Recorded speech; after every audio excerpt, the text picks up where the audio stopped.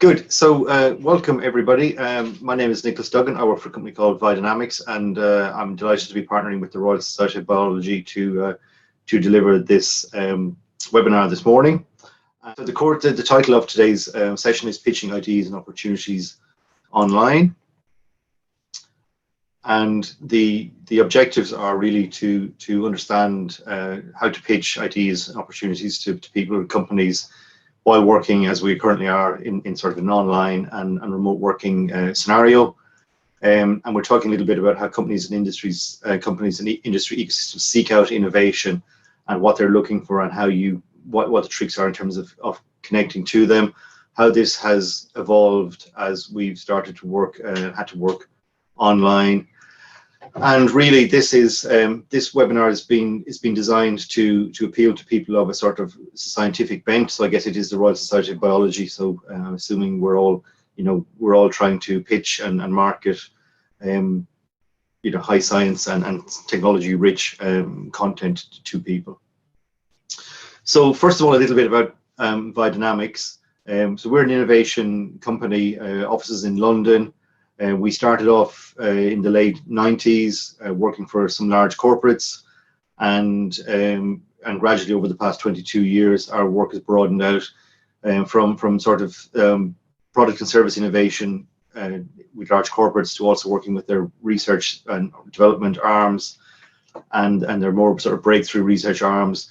The whole change that there's been in the business world in the past 25 years, which has seen essentially the world move from a series of tightly regulated national markets to a sort of open global economy, has transformed the way businesses work and also transformed the way innovation is done and the costs and paybacks from innovation. So where previously, when somebody in England or Britain came up with a wonderful new mousetrap, somebody in France had to come up with the French version of the mousetrap, somebody initially had to have the Italian version, and so on. Now somebody comes up with a mousetrap, they sell it globally very quickly. So the returns are much faster, and the whole thing has just really speeded up. So with that change came the phenomenon of the technology-rich startup, the company that was, making a big bet on a platform technology that they could build maybe 3, 4, 5 years and then sell to a company who would exploit it globally. So we got involved in all that work, and through that we got pulled into the university sector, and we now work with a bunch of universities as well as corporates. So really helping people to develop technology and then connect with and pitch to the kind of large corporates and the end customers that are part of the process of monetizing technology that's been developed. And as part of that, as well as working on actual projects, we also use the same tools and techniques in training courses and seminars and sessions such as this to upskill people. And it's really kind of learning by doing scenarios. So normally we work with a bunch of people who've got something they're trying to pitch, and it's kind of learning it and doing it at the same time. So here's some sort of logos of some of the corporates that we work with. So you got some life science people there, some consumer as well, some financial services. And in the universities sector, again, there's a bunch of logos. Some of them here, there's a bunch of people we've left off as well that we work with. So we work across both of those. And then just a little bit about myself and my experience of doing this. So I was a founder of a company called Cellesce, which I founded with 2 academics from the University of Bath, I think in 2012-13. And we very quickly teamed up with another academic from Cardiff University and got out there hustling and pitching and built this company. So the background to this was that 90% of new cancer drugs fail in clinical trials. And what that basically means is that all the preclinical work that's being done and the models being used in preclinical research for cancer really aren't able to do the job that they're required to do. And the pharma industry really urgently needs to find a better way of doing R&D. So the discovery is that cancer organoids, miniature simplified copies of patients' tumors, grown from their adult stem cells in the lab. So basically, if you take a cancer biopsy and you put it into the right growth media and the right growth conditions outside of the body, you can grow this 3D cancer tumor. And if you drop a drug onto it, it will react to that drug the same way as the actual cancer in the patient's body will react to that drug. And that's because the 3D structure fairly accurately recapitulates what's been growing inside the human body. Obviously, it's not fully 100% consistent, but it's a lot closer to in vivo than the 2D cell lines, which have become culture adapted to growing on plastic in labs, some of them for many years. So this is a much better model, and it promises to deliver much better results, and therefore to be a much more powerful tool in early stage preclinical drug discovery. That's all well and good. That all work had been done. The challenge is that if you want to do a compound and antibody screen, you'd require something like 100,000 organoids, and to the point of 2012-13, the people who were working on organoids were working in their own research labs. They had very manual processes, which just about produced enough for their research in their lab. But to actually, scale this to actually deploy organoids at scale would require technology. And this was our insight, that there was a technology required to automate and scale up and produce large batches of consistent quality and quality assured organoids that the pharma industry could buy. And that was the hope that we used to form Cellesce. So we formed Cellesce in the beginning, I think, of 2013. We won some money. We got out and hustled, and we got some Innovate UK money. We hustled around some people we knew, and we raised 91k in seed funding to match that Innovate UK money and enable us to do some more. We won a couple of Marie Curie studentships, and we basically built the first sort of iteration of our technology, which was essentially little more really than working prototype, but actually did the job. And around that time, again, freedom to operate and patentability investigated to understand that we could actually build a business. We signed a cooperation agreement with another company in the space called Cellesce, specialist CRO, which is just actually just in the last couple of months, it's been acquired by one of the sort of leading cancer CROs. So they've kind of been able to cash out. And they did the technology validation of our technology. So we grew some organoids that they had also grown using the traditional sort of lab method, compared our organoids grown through our process with theirs, and said, yes, these are the same organoids and they're usable in an industrial process. So that was a big sort of independent third-party tick for us, which enabled us to go into our own labs and offices, file a patent, raise more money, do some further validation. We needed to secure a license to someone, so we had freedom to operate in terms of the technology that we'd created, but we had to go out and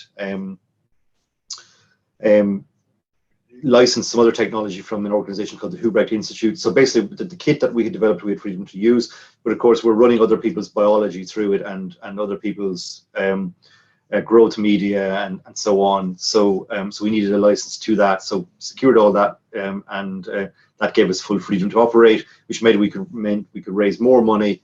We achieved first revenues. I ran the business up to that point, but now we were talking to the sort of pharma companies. So my background isn't in pharma sales and marketing, so we found somebody whose background was, and I folded back into Viadynamics. And the company's gone on to make, again, significant progress since then. Repeat orders, adding other tissues, raising more money, developing kind of the third or really second full execution of the technology, which we call CXP2, and still set up for growth. So throughout all of that, there was a lot of hustling done in the old way, which isn't all that different from the new way. But again, finding grants, understanding what they're looking for, winning grants, leveraging contacts to raise money, building relationships with the right people who could open other doors to win money, starting to go to conferences and exhibitions, which are a fantastic way of raising awareness of the business and what it's doing, and getting conversations going which lead to orders. And I think the loss of that has been, I think, the biggest challenge for companies like Cellesce in the last 18 months, that you're not going to the conferences and exhibitions anymore. And while people do run online events, and there's various aspects of those online events that are trying to mimic what you can do in a physical event, and they're not quite the same. So anyway, through that we had to do some various things and various discussions which affected our story and what we were presenting. So, you know, what part of the drug discovery and medical industry where our technology could be used are we actually playing in, and are we, you know, going to supply equipment or be a service company? Are we going to go and play the high risk game? Are we going to, you know, patent or trade secret and you know how and protect and utilize know-how and have freedom to operate? And really, you know, process technology is not quite as protectable as you know, product technology. So, you know, a patent on a drug is very protectable. A patent on a piece of equipment being used in a factory, less so. But we thought we might actually stick with trade secret. But when you want to raise money in the life science world, you must have patents. We were very quickly put right on that, and so we've been patenting. And then the milestones that really transform the prospects of a project as it becomes a company and becomes a growth company, and enables you to have different types of conversations with different people. So having an actual product that's actually working, having, you know, proof, a third-party external validation of what you've done, and having first revenues really transform the story that you're telling externally, but also the dynamic internally in the organization. And you really do notice from 6 months to another the atmosphere in the company completely changing as you transform from being a bunch of researchers focusing on a technology challenge to a small business with a full sort of spectrum of business goals, activities and challenges, and with paying customers. Again, a totally different feel to the place. And the people, you know, through all of that, starting off with a bunch of academics, building a team of experts, and pulling in leaders, and both, you know, leading the business and on the board and the non-executives, and managing all of that is really key. And at the time that I stepped down, which I think is about 3 years ago now, this is what we've grown to. So from 3 academics, then 4 academics, to 4 of us, and then essentially 2 people doing the work, we grew to this. And I think I think the team is 3 times the size now. So that's a little bit about me and my sort of experience in life science of being out and about and hustling this sort of thing. So that's been really useful for me, just to, I think what I've got to show you is broadly right, which is reassuring, because I didn't want to spend an hour and a half talking and just see you all drop off one by one. So yeah, so look, broadly, you're all mostly interested in how to pitch stuff, and how to pitch different types of stuff, and how to pitch it to various types of people, and there's an aspect of that which is in the current reality of being unable to travel and go to conferences and exhibitions, how to do that online.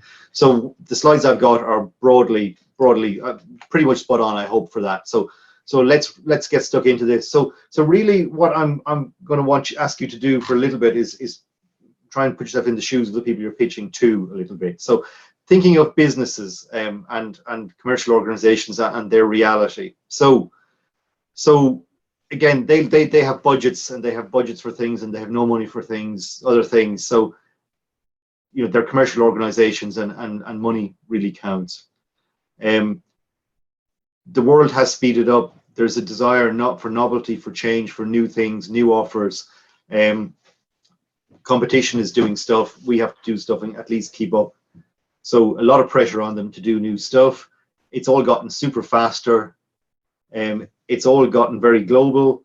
So there's new stuff coming in from particularly Asia and so on. So really gotten really quite tight. And in a lot of instances, again, some of the things you've talked about in your introductions, really breakthrough new science, and a lot of companies based on older science, and scientists in some of those companies who built their careers on that old science, and some of whom may be very open to and excited by the new science, because they're inquiring minds, and others may be feeling threatened by it. And within that sort of business landscape, there isn't just one business. They're actually a spectrum of businesses. So here's how we like to think about one aspect of this. So we've just got a essentially 2x2 matrix, and on the vertical we're looking at the speed at which the market is changing, and on the horizontal we're looking at the speed at which the technology is changing. So in the top left, stable technology but a lot of market churn, novelty. We need novelty. Bottom left below that, sleeping dogs, is really very little interest in innovation. Bottom right, the blue moon, basically. So we've got stable markets, but we've got technology changing, and you've got to make big bets on big technology.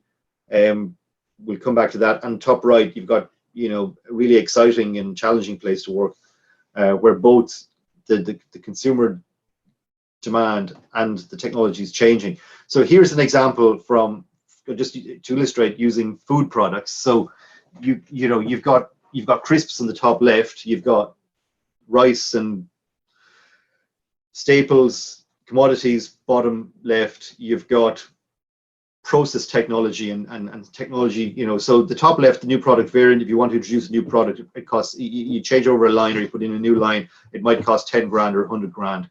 Bottom right, you've got to build a new factory, and you build a new factory every 25 years. And then top right, you've got stuff where boats going on. So again, just thinking to, for instance, Natalie's example of water and water testing. So there's potentially aspects of that which are top left. In fact, here's a new test you can quite easily introduce, versus bottom right, actually this is a completely new way of doing water, and we're actually going to be very resistant to this new technology, Natalie, until we've figured out, until we build our new plant, or the current plant is obsolete and we have to upgrade or replace. So depending on how your technology fits one or two, either of those, or which is more like and less like, the conversation you're going to have with people is going to be very, very, very different. The other thing we need to consider in companies is their strategy. So again, here's another way of thinking about company innovation strategy. So left to right, on the right we have competing in the now and winning today, selling today's products, today's services, and on the left we have growing and thinking about the future and building technology and capability and propositions for the future. And on the top we have scale, and the bottom we have responsiveness. So at the top we're thinking about economies of scale and doing the same thing everywhere and competing globally, and on the bottom we're thinking about being responsive and winning in a local market, competing on service, serving heterogeneous customers and needs.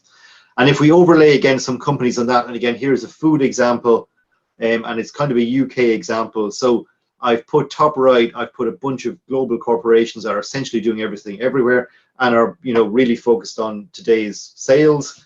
And on the left, top left, I've got some companies that are perhaps technology companies that are looking at what those companies in the top right are doing and thinking about what they're going to be doing tomorrow, and are innovating and developing platform technologies to service them.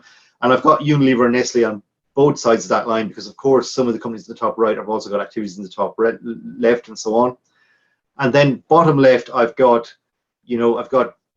Jamie Oliver, who's a celebrity chef. So thinking about, you've got chefs, you've got startup food technology companies, and you've got sort of channel route to market people like Just Eat. So you've got a bunch of people who are reinventing food, reinventing how the food industry works. And on the bottom right, I've got 4 brands that are well known in the UK, perhaps less well known outside of the UK, but just conveying the fact that there's in every country there are local jewels, there are local habits, there are local heritage food products and brands, and all of this milieu is what you're addressing. And again, we can do this for mobile phones, we can do this for biology, we can do this for any industry. And you're looking at a dynamic and you're thinking, where am I, what am I trying to be in this ecosystem? Where am I trying to fit into it? And who's my customer? And if my game is to get acquired, who's my acquirer? And perhaps you're starting off on the bottom left, kind of as a disruptive technology. You're trying to move top left in terms of a scaled and scalable proven platform technology, and then trying to commercialize it by moving across to the right. And generally, the bit I've blued out there is less interesting for the kinds of people who are on this call, and the top left is kind of where you have to kind of focus. And again, when you're looking at, again, this is a slide that I use because, again, some people here today are in a university. So when you get out and talk to these people, it's kind of missing the point to go in with one idea or one proposition. You kind of have to say, who are, you know, what's your problem right now? And of course I've got this thing and it's really interesting and I think you could use it, but you know, if you're focused on something else right now, maybe it's for next year or the year after, and what are you interested in? And maybe there's something you can do with people in the interim. So, and again, these map onto those quadrants. So people are interested in different things based on who they are and where they are in the organization.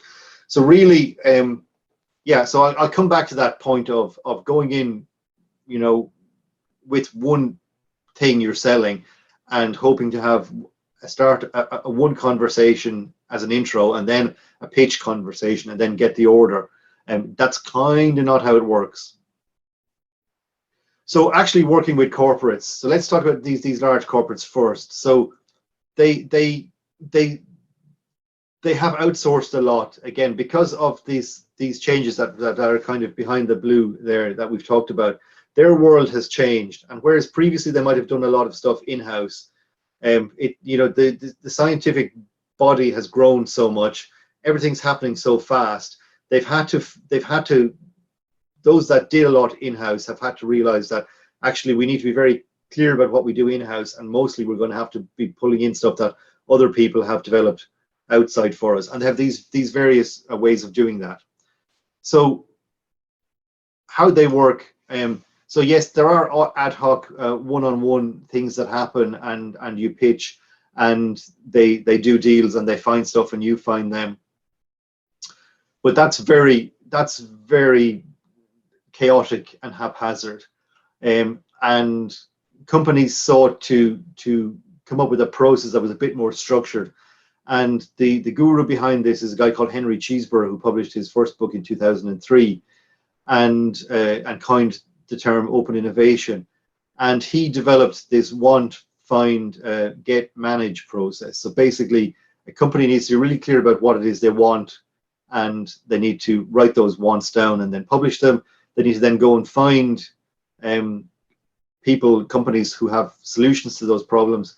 They need to again get those solutions and bring them in-house, and then they need to manage the rollout within their own organization and the maintenance of the relationship with the company that they got them from.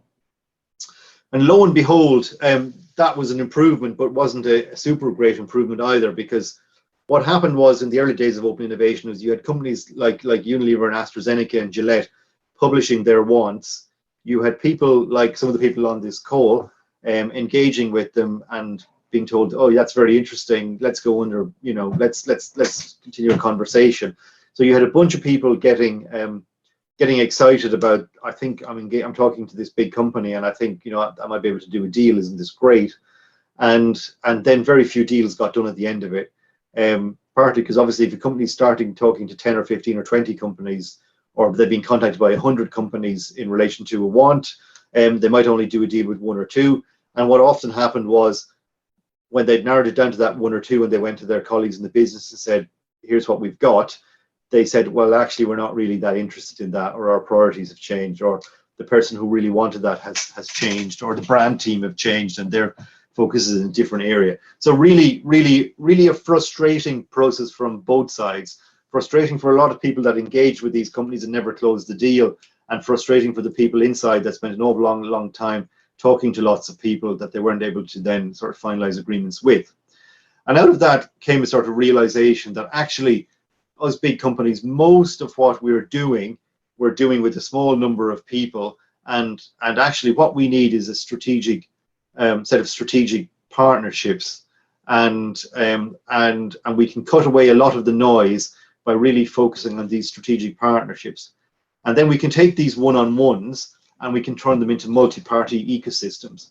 So for instance, we would have worked with some of the large corporates, and we would have explored, you know, some of the technology platforms they were using, and we would have had people within the companies really keen to move, or at least experiment with, new breakthrough technologies that were emerging. And it became apparent that actually you're not the customer of this. Actually, it's your strategic supplier is the customer of this. So what you really need to convince is your strategic supplier to move over from the old way of doing it to the new way of doing it, and really orchestrating that within the multi-party ecosystem is kind of the way to do that. So you're the companies that you're trying to sell into have, over the past sort of 15 years, fundamentally changed how they do this. They've gotten much more sophisticated at it, and really you're dialing in very often you're trying to dial into a multi-party ecosystem, maybe more than you are trying to do a one-off with a company. And understanding this landscape and what it is you're dialing into is really important. Again, I talked a little bit about the want, find, get, manage, and that's just a definition of it. And of course, when you then go out to look, when a company goes out to look for those things, there are different ways of doing it based on whether they're looking for a product or an idea or IP, and they have scouts and they have challenges and they do crowdsourcing, and they have then closer in, they have those key partners that they have aligned R&D pipelines and programs with. So really quite a complicated and complex challenge, where companies have developed sufficiently complex responses.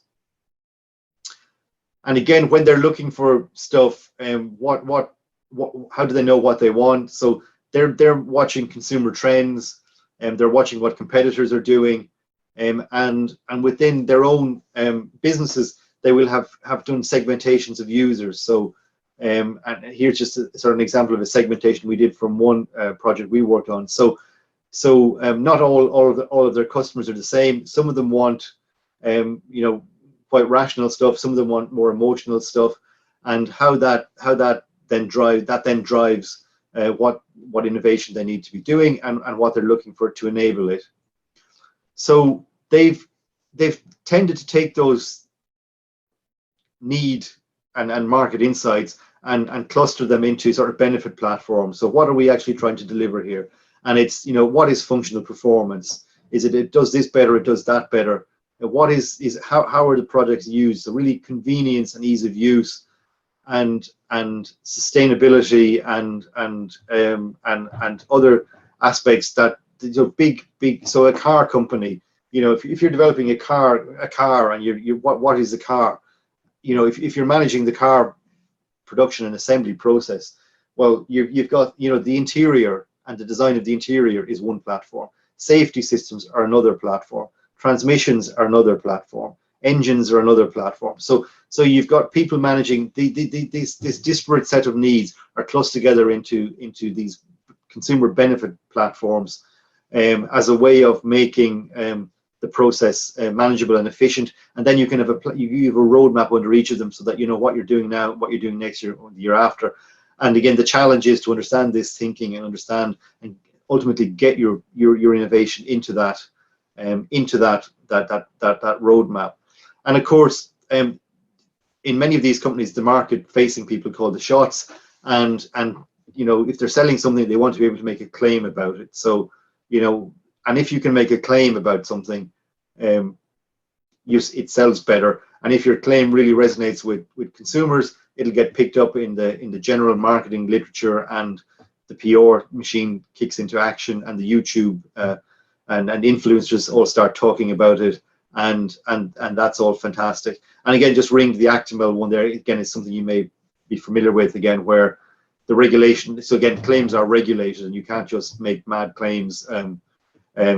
The European Food Safety Association, the EFSA, regulates this area, so you can't go making claims willy-nilly. But if you can help a company, if you can go to a company and say, I've got this technology, you can make this claim, and that's a claim they're interested in, you've cut through a lot of the noise, and you've made your job a lot easier. And again, the science platforms, again, that people are interested in. So if a company's taken the time to understand their product and how it's made, and they understand the technologies that are used, they understand the limitations of those technologies and where the boundaries are, they understand the envelope and where the envelope ends, and they may be looking and thinking about ways of breaking through those boundaries, and what would be the impact on their business if they were able to break the individual boundaries. And if they can find a boundary which I think, well, actually, we could break this, then we'd be really into a new space. We'd have a new brand, a new segment, we'd have new revenue streams, we would make a large negative go away. Again, this is stuff they're thinking about, and understanding that, and understanding that what you've got delivers a significant benefit. Again, this thinking and understanding where they're at is important. And then you've got to land it. So even if you've got a great technology and you've got a great opportunity and you can run the numbers and there's big payback, you've still got to get the thing landed. So here's just a case study that we actually wrote this up as a case study. Again, we talk about some of these in our work. They tend to be quite old because the new stuff tends to be a bit sensitive, but we worked with the ice cream people at Unilever.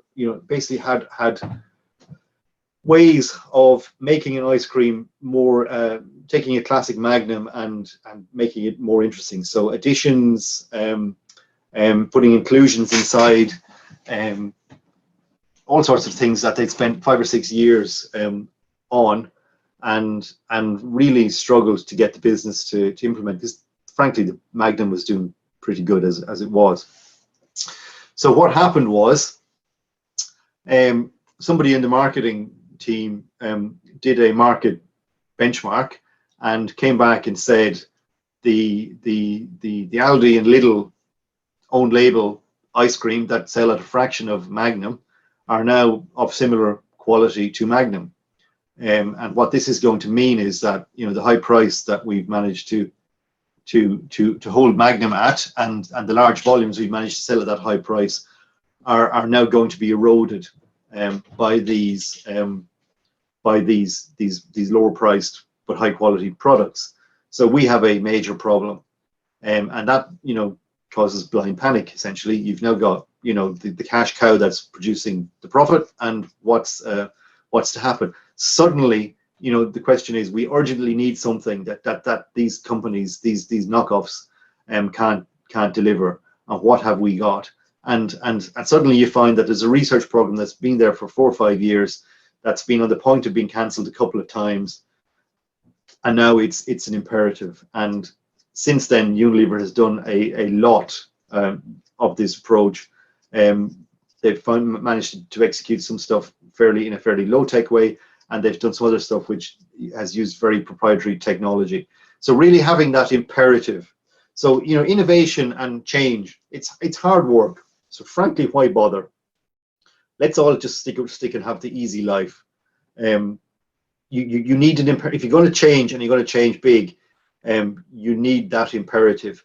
So really, in the conversations that you're having and in the investigations that you're having before you have conversations, really understanding where the imperative is. Where is there a problem that they have to solve? Where is there a problem so acute that actually they'll take something that's not finished. They'll take an imperfect solution because it's, you know, they're producing this toxic material and it's costing them so much to get rid of it. And if I can do something which reduces that material by 25%, that they'll go for that. And I can do something down the road and get rid of all of it, but that's going to take 3 years. But right now I can actually do something for them. So that imperative and understanding that pain is really important, particularly if you're trying to sell in a breakthrough. But that's working with corporates. There's a lot of tech-rich startups out there as well, and they're just like corporates, except in one key dimension: they haven't got any money. So the game the corporates are playing, so some of us, the older ones, will have heard of, they probably won't recognize because he's Canadian, a guy called Wayne Gretzky. And Wayne was the greatest sort of ice hockey player of his generation, and also a bit of a thinker and so on. And one of his great quotes is, "Go where the puck is going, not where it's been." And he put his success down, a lot of his success down to the fact that he had a better read of the game than most players, and he could, rather than jumping into the melee of 4 players, he had an understanding of which angle it was likely to squirt out at, and he would be waiting for it when it did. So this is the game startups are playing, you know, trying to anticipate, as in the Cellesce example, trying to anticipate what people are going to want and where to get there. And again, there's a whole world of accelerators and incubators that you may be more or less familiar with, that are nurturing this huge community of startups. And there are various executions of that in terms of the processes and that they use, and the little competitions and funding things that they use, and the various different ways that large companies have linked into this whole phenomenon. Again, our experience with Cellesce, when we started, we based ourselves at the 2 universities. We paid a small rent for basing 2 people in our labs, in their labs. The first 4 people we hired were handpicked by our academics from their classes. We got 2 placement students, again, as part of degrees. We had 2 Marie Curie studentships that we were supervising, the universities were supervising for us. And then we set up something called a knowledge transfer partnership, or a KTP, which is something I'm going to talk about. And we also got special access to specialist equipment, particularly at Cardiff. And we bought out a day a week of our academics' time, partly because we needed to, and partly because we needed to own the IP. So by paying for her time, we were able to claim we own the IP. KTPs. So then the payback to our industry partners for being so nice to us. You know, they get the case studies and helps the reputation of the university. They were able to win additional research funding. We were furthering academic careers. We were licensing stuff and paying royalties, and we were hiring their graduates. So that kind of worked, and that's the kind of ways that you can work if you turn into a high-tech startup, or if you're still in the academic side but wanting to work with a high-tech startup. There's a little bit of you scratch my back and I'll scratch yours that goes on here. And a KTP in the UK, a knowledge transfer partnership, is a really great scheme. So basically, if a company wants to access something from a university, they can find somebody, they can have that person for 2 years, and they pay a quarter of the cost, and the taxpayer through the KTP scheme picks up the other 75%. So if you want to take something in and you need to person for 2 years, and they're going to cost you, including all your add-ons, say 35 a year, which is 70, and maybe a bit of kit and everything, is going to cost you 100 grand. if you've got to go out and raise 100 grand, or you've got to spend 100 grand of the money you've raised, well, if you can go if you can go and get 75% of that covered, and then it's only costing you 30, 40 grand, that's a big win for a startup company. So that's kind of the ideal way that they want to work. So if that kind of fits you, if it's what you're doing, or if you've set up a startup company to incubate what it is you're doing, that's a way of getting a bit more help. So again, in Cellesce, we needed an imaging person at one point, and we went back to Cardiff University, and we got an imaging person from the imaging lab, and so we got capability and it cost us very little. I'm going to talk about ecosystem now, which again is a development of all of that. And again, so we talked about this multi-party ecosystem as number 4. So again, why ecosystem? So particularly if I showed an example, I spoke about large corporates having complicated ecosystems by nature of their sort of geography and the extent of the product lines and different lines of business and categories they're in. You also get a second type, which is these big challenges that are too complicated and too big for any one organization to solve. So there's an ecosystem in place, either formally or informally, to do it, and the trick is to get into that ecosystem. And that ecosystem will have potentially 3 different types of organizations. So on the top left, you've got the commercial organizations who are making money and whose profit streams are under threat if their business or business model or access to raw materials or whatever it is collapses. On the right, you've got top right, you've got knowledge. So you've got the people who are doing R&D in the space, who are potentially going to bring the solutions.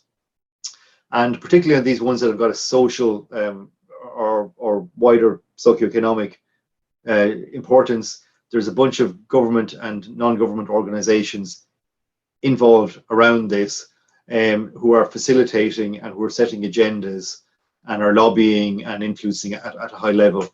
So the question is, how can you pull all of these together? So so we've got a few examples here. So I think this one touches again on what Cynthia was talking about. So again, antimicrobial resistance, huge problem. No one organization is going to solve that, and there are huge programs, multi-party programs in place to resolve that. Again, plastics in our ocean, no one organization is going to solve that. There's going to be, you can imagine, a range of solutions which reduce the amount of plastic used, reduce the amount of plastics gets dumped, stuff gets cleaned up, and then that solutions have to be deployed in different countries, and different countries have different challenges, and so on and so forth. So again, very complicated, not going to be solved by one organization. Stuff like poor mental health, an area, again, we did a project, one of our research academic partners, again, looking at challenges in this area and looking at all the different organizations that are addressing it. And the particular project we did was about understanding what's out there and what people are doing and what best practice is, and basically raising the bar among practitioners who were offering services to companies around the area of mental health and employee mental health. And again, I suspect the work that we did 5 years ago, focusing on particular aspects, and I think again probably the isolation and home working has probably moved that on again. We'll talk about this one in a little while. So it's an ecosystem that Viadynamics facilitated the establishment of, to work in renewable energy, offshore wind, and also we'll talk about one in chocolate, which is so let's talk about those now. So so there's a big problem in chocolate, and obviously chocolate is a very important product to all of us, I'm sure. So there's a virus that attacks cocoa plants, and they die. And so there's 200 million trees lost, which is roughly 15% of production capacity gone. The chocolate, is grown in various places, particularly West Africa nowadays, and chocolate consumption goes up as as do other things when people get more wealthy. So demand's going up, and there's this virus, and production is in lots of small farms, small family farms, thousands of family farms, millions of farms. And the processing and the marketing is done by a small group of large corporates, most of whom are household names, and that you'll know. So in order to solve this problem, we've got quite a diverse ecosystem. And there's good understanding of why this problem's happened, essentially because chocolate production has been taken out of South America and gone various places, and has ended up in places where there are new vectors that are able to attack the plant, and the plant hasn't got a defense. So what we did was a series of workshops with one of the main companies in this space to really understand the problems, the challenges associated with the problems, and what the solutions might be. So we really in this little model, which you can see there, that the challenge is really important. So yes, there's a need. The need is to stop these plants from being killed. But actually, what are all the reasons this is happening, and what are all the challenges we have to resolve in terms of A, finding a solution, and B, being able to deploy that solution and roll it out and get it to everywhere it needs to get. So what are all the challenges, and then what are all the different ways we might be able to solve those individual challenges, and then how do we aggregate those bits of the solution to solve all the challenges and have a sort of winning approach. And there are ways of building that work, and out of this came really three initiatives. One is kind of the call to arms. So the near term right now, we need to get everybody who has this problem into the same room, agreeing on priorities, agreeing to work together to solve this problem. The middle thing is, well, actually there's things we can do right now to boost resistance of trees and basically plantation management and crop husbandry that we can do. There's best practice out there.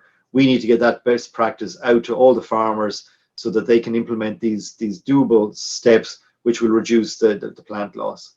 And then longer term, we're going to need a bit of science and technology to really figure out the mechanisms that these viral systems are using and figure out ways to block what's going on. So out of this comes a huge program of work. There's a lobbying program, there's a rollout program, and there's a science and technology program. And the challenge and opportunity is to get yourself, if you're in that world, is to get yourself attached to that and get yourself into it and sell your technology or sell your research time or whatever it is you're trying to sell. Another example is Aura. So the challenge that the offshore wind industry in the North Sea in England was that their energy is a little bit more expensive than they'd like, and they wanted to bring the cost of energy, the landed cost of energy, down by 30% from their industry, which is based in the Humber, just off Hull in the United Kingdom. So the vision of Aura was to set up essentially an ecosystem to secure the future of this industry and drive it on. And at the heart of this was the University of Hull, and they had a senior appointment in the industry who came from one of the sort of energy companies and who knew their way around the industry and the sort of commercial side of the ecosystem.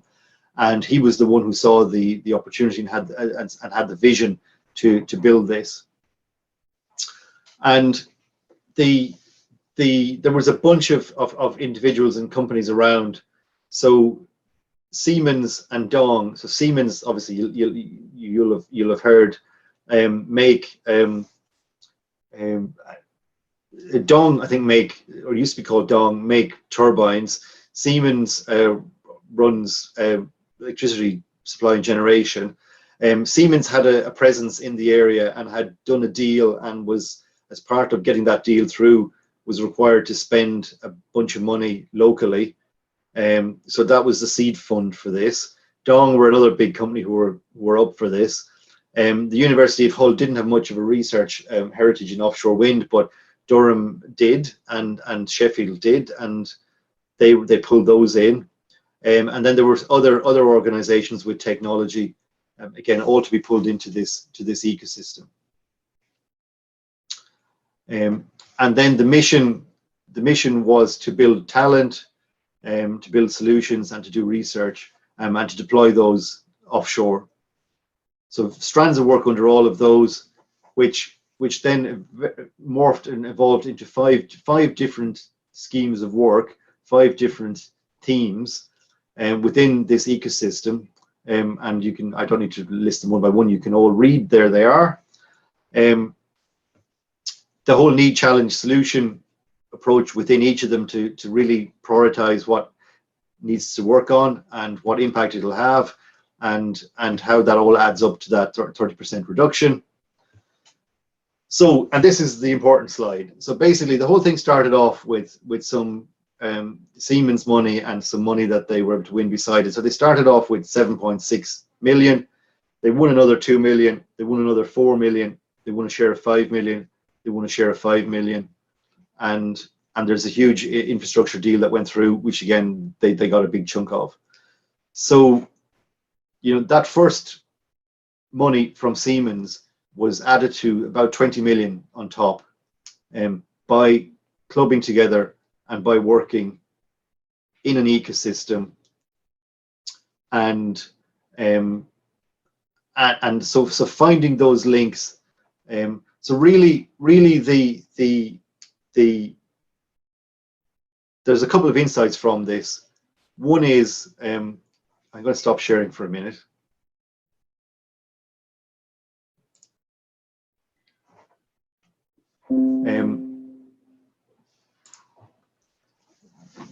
So some key insights from this. One is, you know, one-offs are really hard to sell.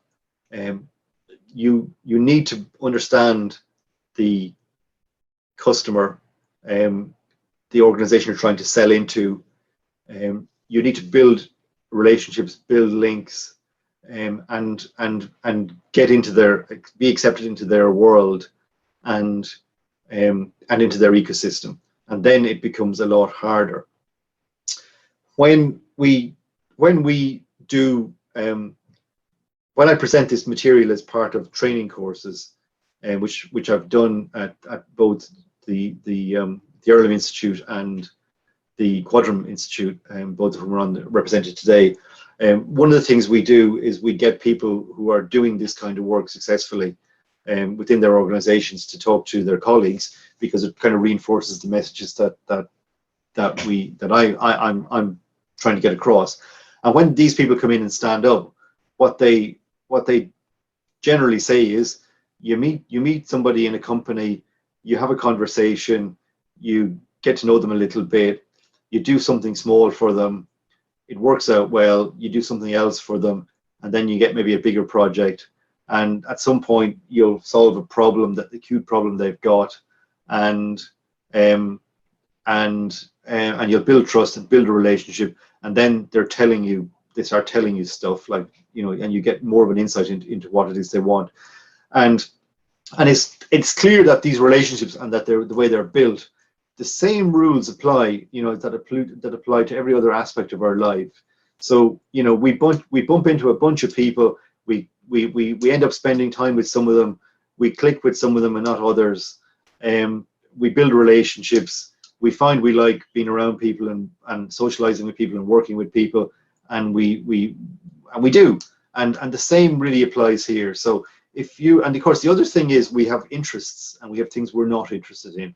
So generally speaking, if you're selling a bit of water technology and you're going into a bunch of water companies, you've got a shared interest in water and water technology. So you've already got a lot in common.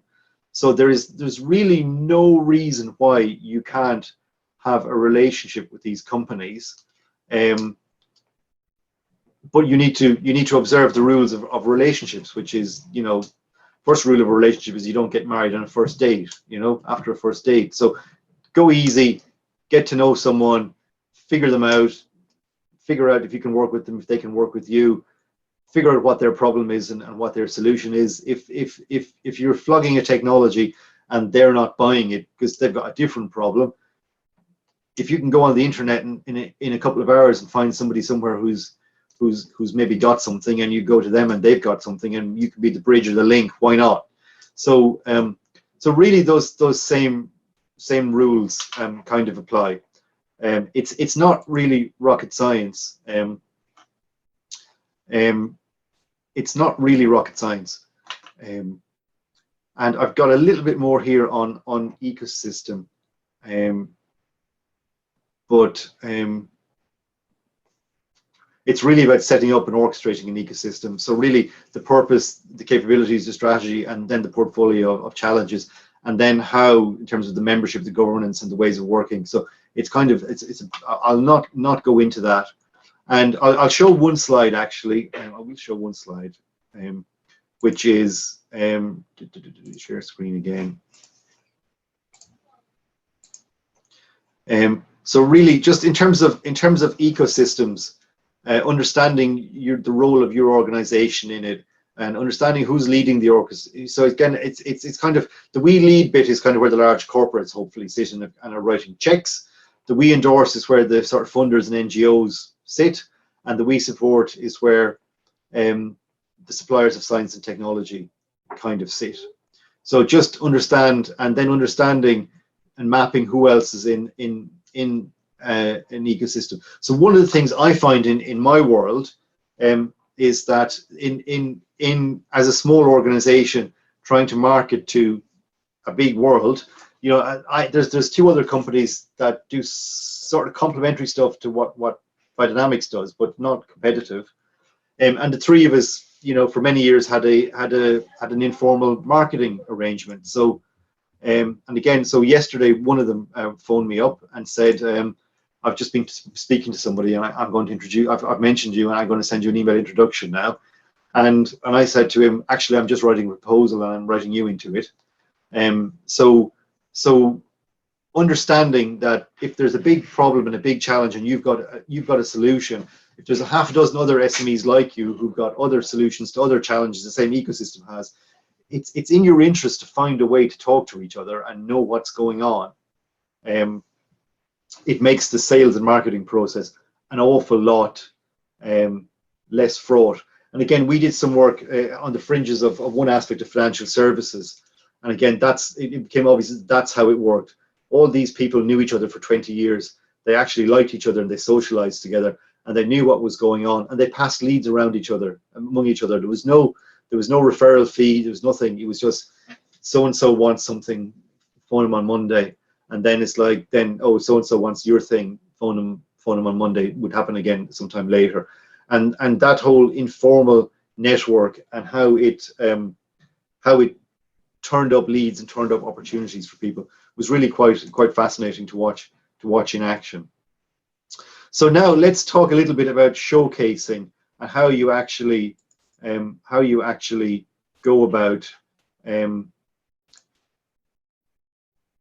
presenting what it is you're doing. So when you're showcasing, you're doing it at different levels.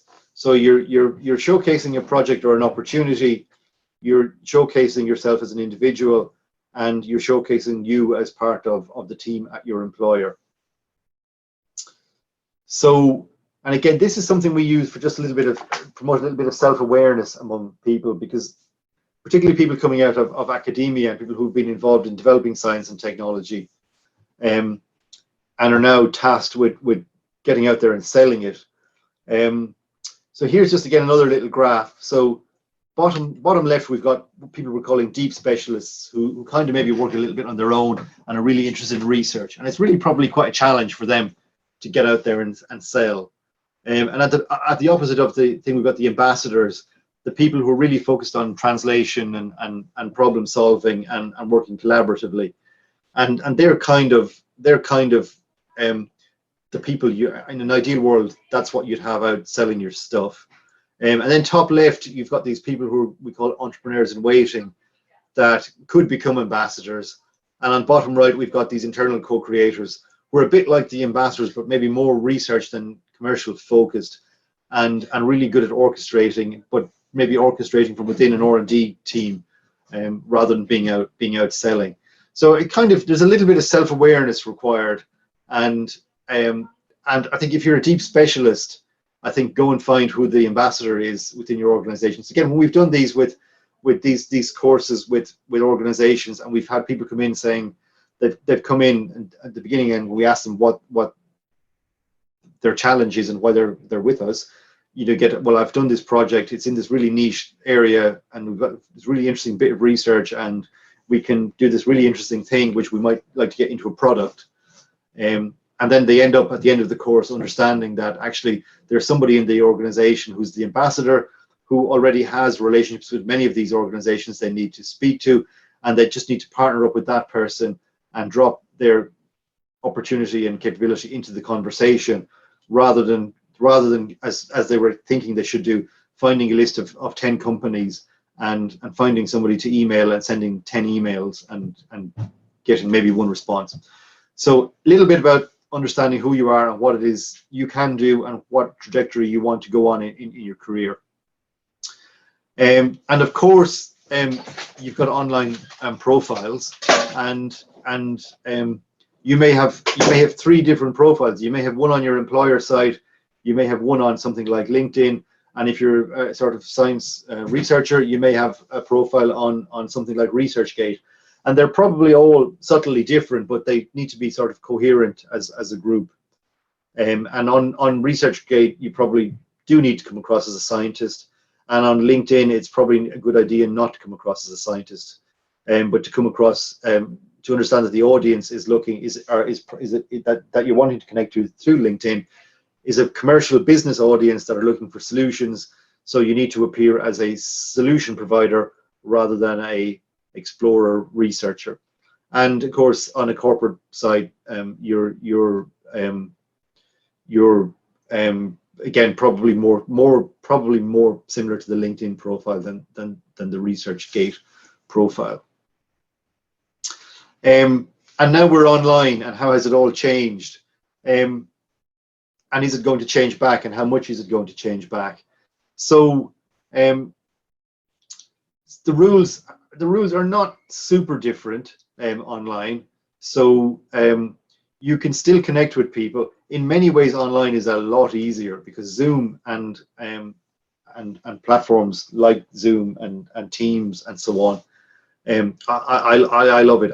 I used to spend at least a day and a half a week traveling before lockdown, and now I'm doing no traveling, and I've got a day and a half of extra work time available to me. So my productivity has gone way up.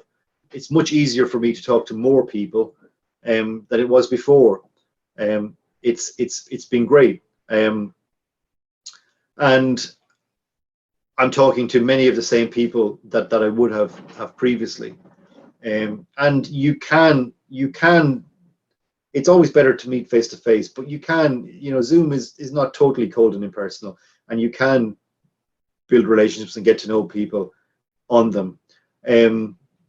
There are some. This is an example of something I just got told about a couple of days ago. There are meeting places online as well where people who want to connect for professional reasons can join various communities and find people who are looking for a bit of skill. So this is kind of I think a freelancer type service.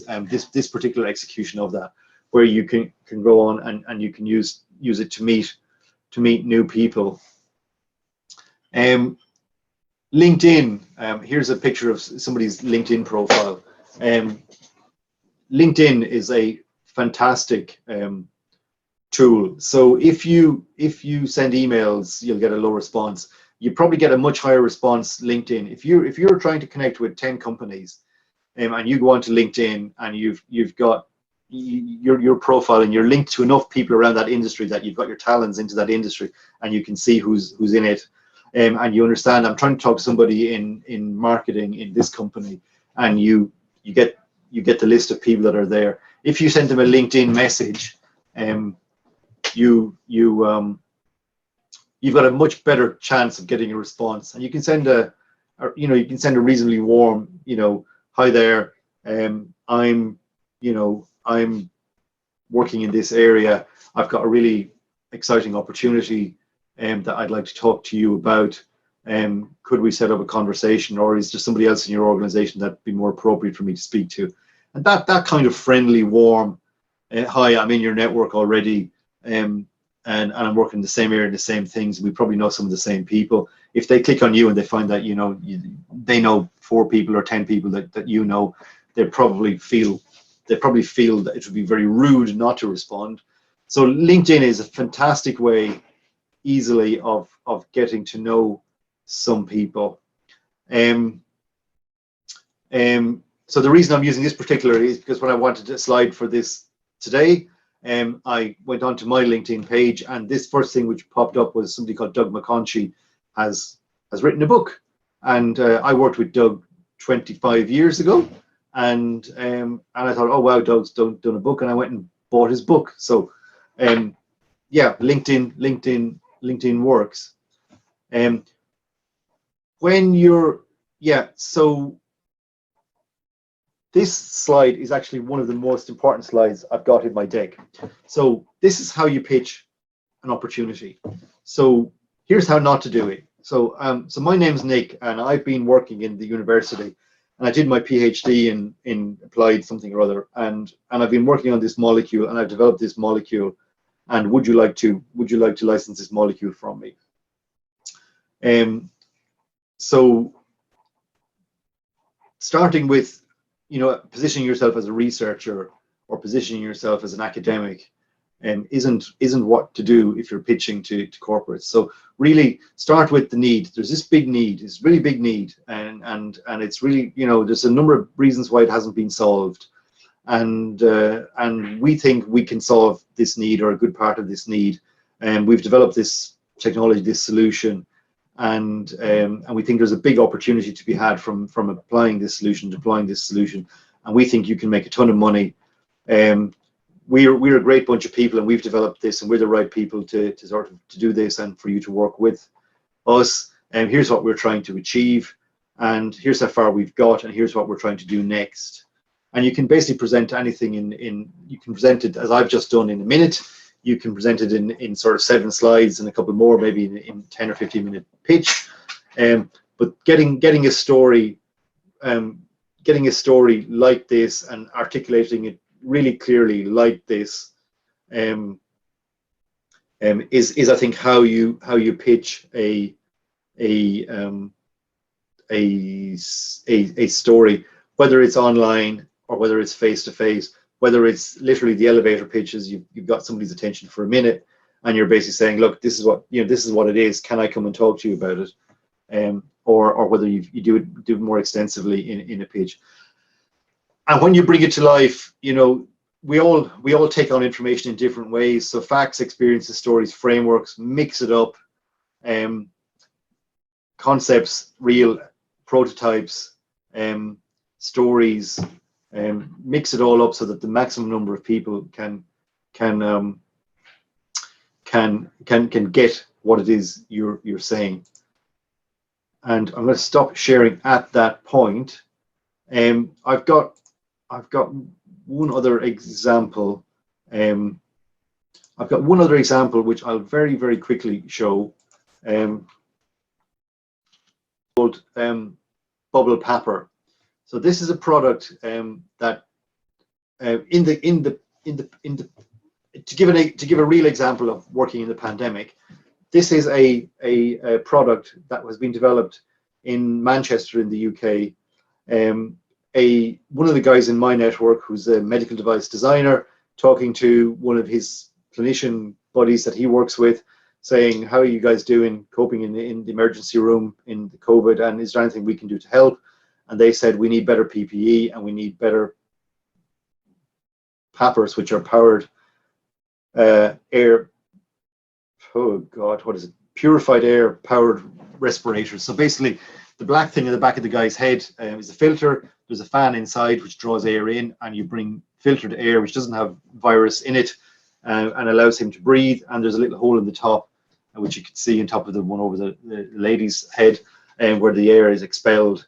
And there's no difficult stuff up against the face, and people can breathe more easily, and they don't get scarred faces from having tight face masks on, and they can hear each other talk, and the patient can see them and not just see two eyes peering out at them over a mask. So this is something this was a project which started in March of last year. I was asked if I could help out in about June, and so what we did was we worked very quickly to do a freedom to operate search and write a patent application. We did a patent application in the beginning of August. We got some of these prototypes that you're seeing worn in this image up to the hospital. We did a test in a simulation suite, which we recorded. We recorded the people talking about it. We built this website again in August. So this is all as of last August. And this was our showcase of a breakthrough technology. We've got some nice video here, which I won't run, but we've got the senior clinician talking about it. We've got the users talking about it, and we've got a demo of how it works and a contact us form. We issued a press release, one press release. We issued one press. Where has everybody gone? We issued one press release.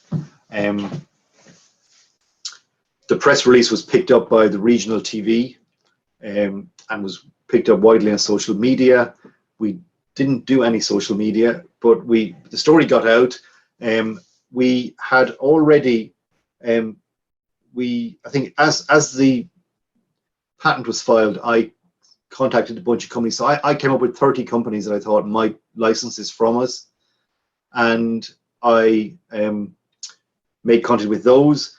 When we got the bit of publicity from the press release and the media picking it up, we had some companies contacting us. I also contacted a bunch of companies through LinkedIn, as I described, and pinged off messages to them. And out of that came 4 or 5 conversations with companies, 2 of whom very quickly became serious. So they started in sort of September, October.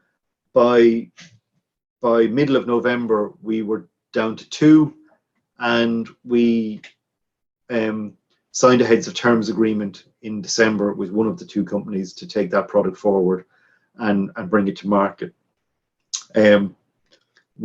It's now June. We still haven't signed the final agreement because the lawyers got involved, and the lawyers slow everything down almost to a halt.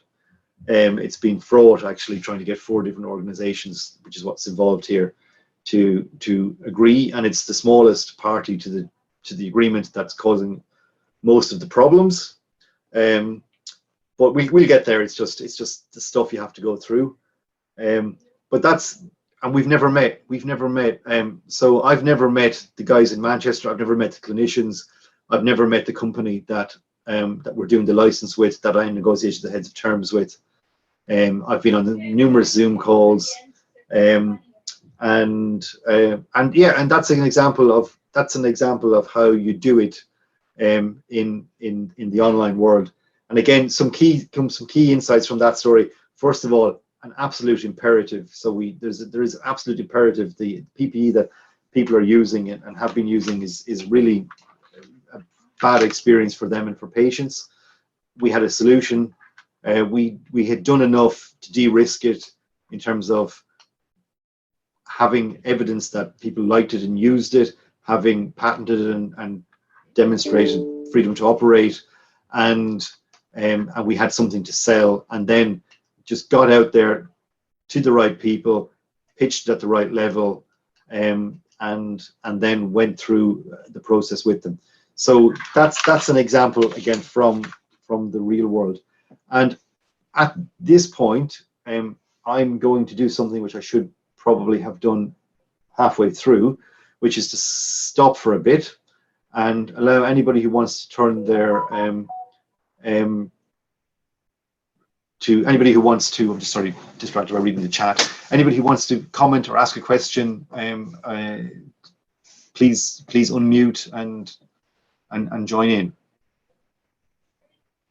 Thank you all for joining. And as with Natalie, I'd be delighted to speak to anybody afterwards. So if anybody has any questions, I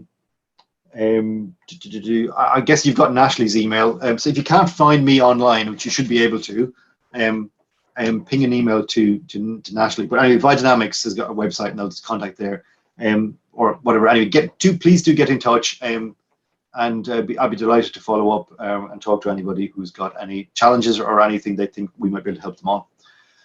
I've enjoyed talking to you all. I enjoy talking. You might figure that out, and I hope you found some of the things illuminating and interesting. I hope it was fairly on track to what we sort of talked about at the beginning, and that you found some useful insights. But I think really about thinking about, I suppose the big idea is put yourself in the shoes of the other side, the other party. What is their big problem? If it's going to be a lot of hassle to change stuff around, there's going to have to be a big benefit. There's going to have to be an imperative. What is that? Where are they? Who are they? How do you gradually build a relationship with them, establish a bit of trust, demonstrate what you've got, and out of that comes a fruitful commercial and personally satisfying experience, hopefully.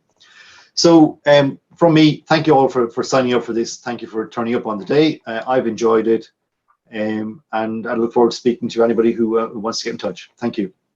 And a massive thank you for Nicholas for coming along and agreeing to present to us today. I've really enjoyed today's session, and I don't know, it was really helpful for me to get an insight into all of these sort of business, industry sort of ideas and concepts and sort of models that I've not really seen before. So thank you so much for such a great session today. And yes, feel free to get in contact if you have any extra questions.